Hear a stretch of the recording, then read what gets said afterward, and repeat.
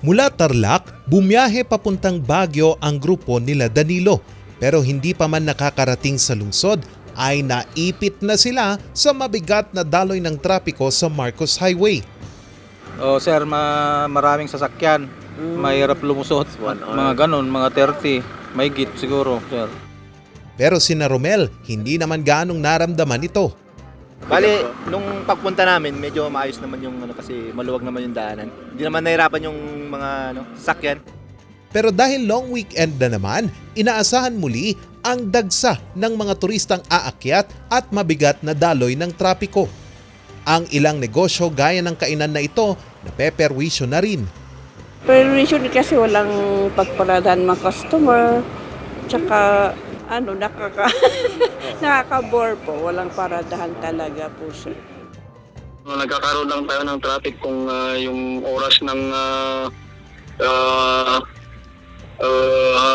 oras ng lalabas yung mga tao para uwi, magtrabaho, doon lang tayo nagkakabuo ng traffic kasi uwian at saka pagpunta sa trabaho kaya doon tayo nagkakaroon ng traffic. Malaking tulong sana raw kung bukas sa trapiko ang Cannon Road pero nananatili itong nakasara dahil sa panakanakang pagkahulog ng mga bato at rehabilitasyon ng kalsada sa kahabaan ng Camp 6.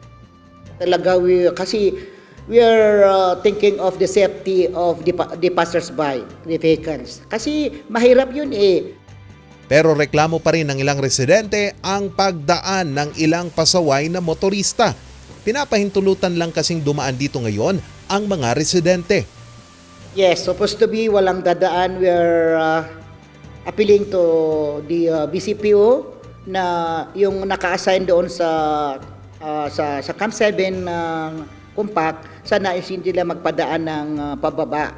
Kasi some reasons there, punta lang kami sa Lions, which is, they are liar. In-advise natin na yung taga-Cannon Road lang ang pwedeng dumaan.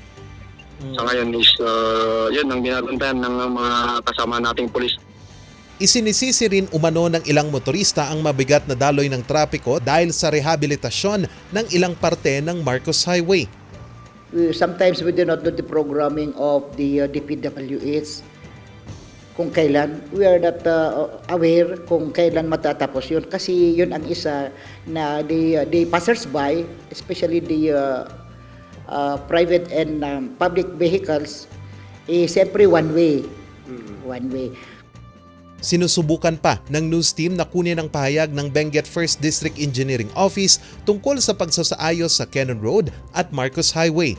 Nananatili pa rin bukas sa mga motorista ang iba pang alternate route paakyat ng lungsod gaya ng Asin ng Alisan San Pascual Road at Nagilian Road. Charles Nicolimon para sa Luzon Headlines.